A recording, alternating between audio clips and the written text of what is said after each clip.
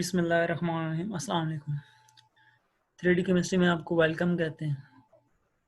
Last time हमने CIP rules के बारे में डिस्कस किया था, तो आज हम जो है एब्सोल्यूट कॉन्फ़िगरेशन के बारे में डिस्कस करेंगे।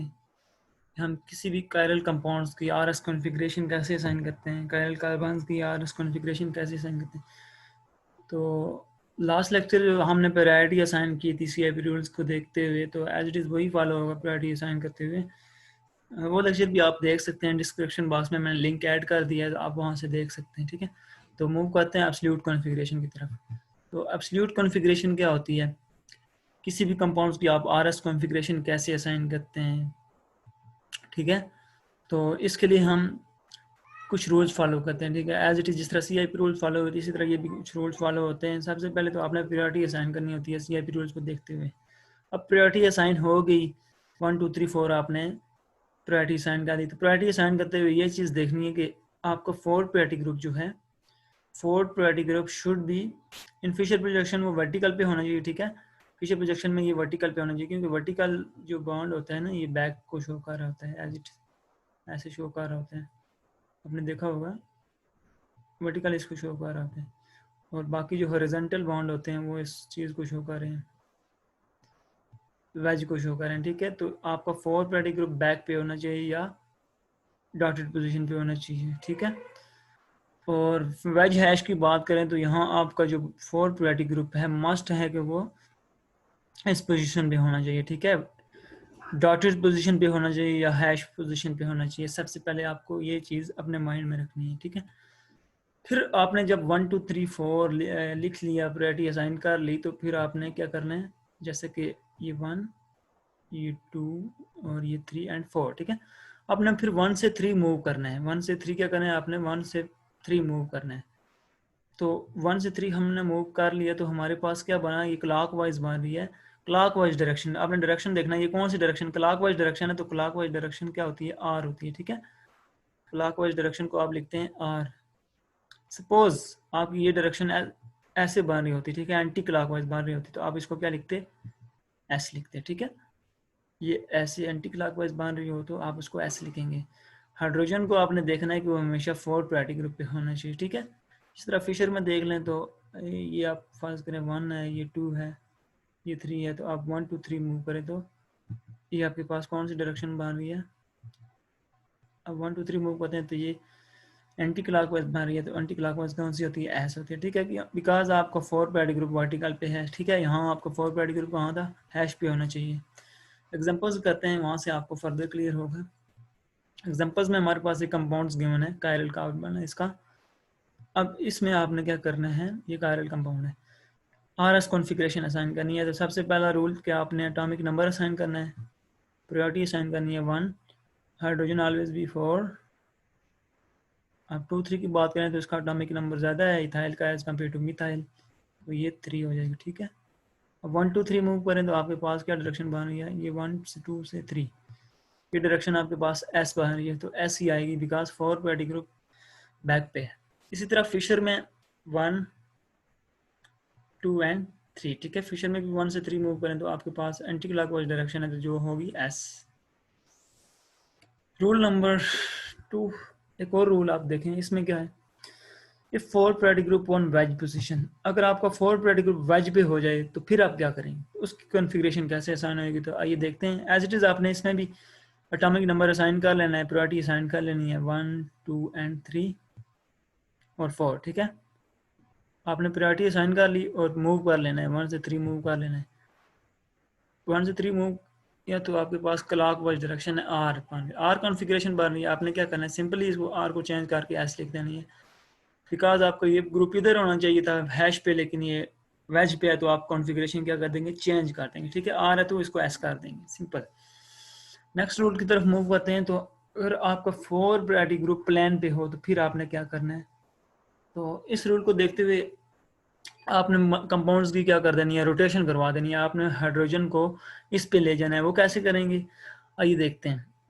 आपने इसकी रोटेशन करवानी है 180 डिग्री। ठीक है, 90 डिग्री रोटेशन करवाएं तो वो मॉलिक्यूल के एक्चुअल कॉन्फ़िगरेशन चेंज हो जाती है, लेकिन 180 से जो उसकी कॉन्फ़िगरेशन होती है ना, वही रहती है। 180 रोटेशन से उसकी कॉन्फ़िगरेशन चेंज नहीं होती। सपोज आप इसको 90 डिग्री रोटेशन करते हैं पहले, ये 90 डिग्री रोटेशन हुआ, रोटेट हुआ, तो आपका हाइड्रोजन किधर चला गया जी, ये इधर आ गया था 90 में और ये इधर चला गया था, ठीक है। दो ग्रुप आपस में इंटरचेंज हुए तो 90 डिग्री रोटेशन, अगर 3 होते तो फिर ये 180 होती।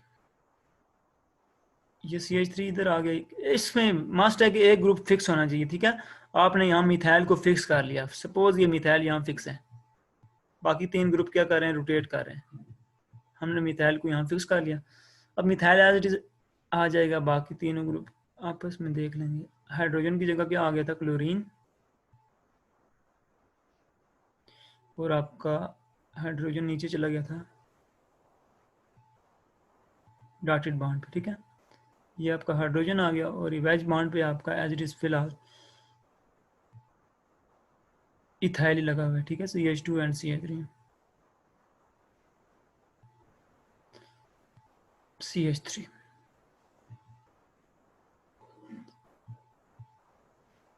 अब आपने फिर क्या करना है, 90 डिग्री और रोटेट, क्योंकि ये मॉलिक्यूल है तो इसकी कॉन्फ़िगरेशन क्या होगी, चेंज होगी।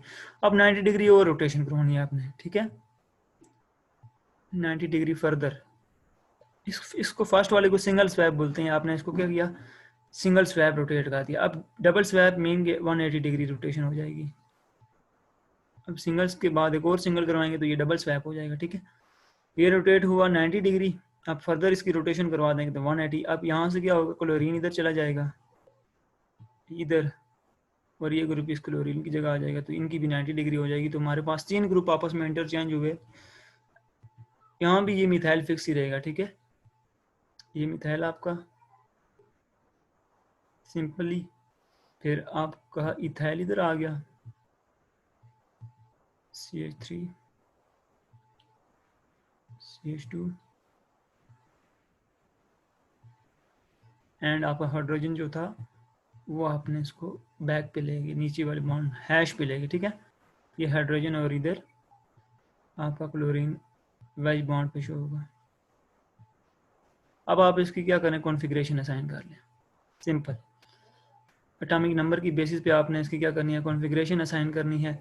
तो एटॉमिक नंबर 1 क्लोरीन, 2 मिथाइल और 3 किसका बन जाएगा, मिथाइल का, ठीक है। 1 2 3 मूव करें सिंपली, तो ये आपके पास कौन सी कॉन्फ़िगरेशन बन रही है, क्योंकि 180 डिग्री हमने मूव किया है तो हम जो कॉन्फ़िगरेशन बन रही होगी वही लिखेंगे, क्योंकि 180 डिग्री से मॉलिक्यूल की कॉन्फ़िगरेशन चेंज नहीं होती। तो ये हमारे पास R बन रही है, क्लॉकवाइज डायरेक्शन है तो R होती है, ठीक है। हम इसको R ही लिखेंगे।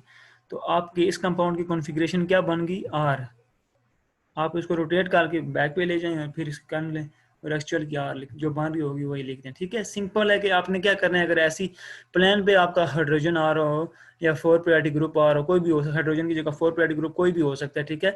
तो आपने फिर क्या करना है, उसको डबल स्वैप कर लेना है, 180 डिग्री रोटेट कर लेना है, एक ग्रुप को फिक्स करना है, 3 ग्रुप को आपस में रोटेट कर लेना है, तो आपने फिर उसकी कॉन्फ़िगरेशन असाइन कर देनी है। सिंपल, अगर आप उस तरह ना भी करें तो आपको ये एक 3D स्ट्रक्चर नजर आ रहा होगा। इसमें देखें ये क्लोरीन को शो कर रहा है बैक बॉन्डिंग, तो इसमें प्रायोरिटी साइन करें तो क्लोरीन 1 होगी, ये बैक पे है, पीछे है, ठीक है, वो पीछे शो हो रहा है, पिछले वाला बॉन्ड है, बैक बॉन्ड है, क्लोरीन 1।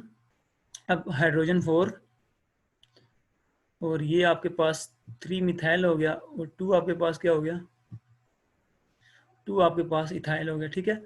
अब 1 2 से 3 मूव करना है, तो ये 1 पीछे थे हम, ये पीछे ऐसे आगे आए और ये फिर ऊपर चले गए, ठीक है। तो 1 2 3 चले गए हम, तो ये 1 2 3 क्या बन रही है, क्लॉकवाइज बन रही है। आप ऐसे भी कर सकते हैं, ठीक है। आप पीछे, आप ऐसे देखें कि ये बॉन्ड पीछे शो हो रहा है, फिर आपने फ्रंट पे आना है और फिर इसकी तरफ जाना है, तो ये आपके पास यहाँ में से भी क्लॉकवाइज आर शो हो रहा है, ठीक है। आप ऐसे भी कर सकते हैं। कंपाउंड को सिंपली क्लोरीन को बैक पे रखें, क्लोरीन को बैक पे ऐसे रख लिया, ये 1, फिर फ्रंट पे, क्योंकि ये बॉन्ड फ्रंट पे शो होगा तो ये यहाँ शो होगा। आप यहाँ से फिर ऐसे आएंगे और फिर ऐसे जाएंगे, तो ये आर भी ऐसे भी क्लॉकवाइज ही बनेगी, ठीक है। आप ये मेथड भी कर सकते हैं, लेकिन ये आपके लिए इजी रहेगा तो आप ये मेथड फॉलो कर लें, ठीक है। होप सो आज का लेक्चर आपको समझ आया होगा। हम नेक्स्ट लेक्चर में इसकी फर्दर एग्जांपल्स करेंगे। फिर भी आपकी कोई भी क्वेरीज हो आज के लेक्चर के हवाले से तो आप कमेंट्स बॉक्स में कमेंट कर सकते हैं। आप मुझे पर्सनली क्वेश्चन भी कर सकते हैं थ्रू मेल। चैनल को लाइक करें, सब्सक्राइब करें ताकि नेक्स्ट वीडियोस की अपडेट आपको मिलती रहे और बेल आइकन को प्रेस कर दें। ओके, अल्लाह हाफिज़, अपना ख्याल रखिएगा।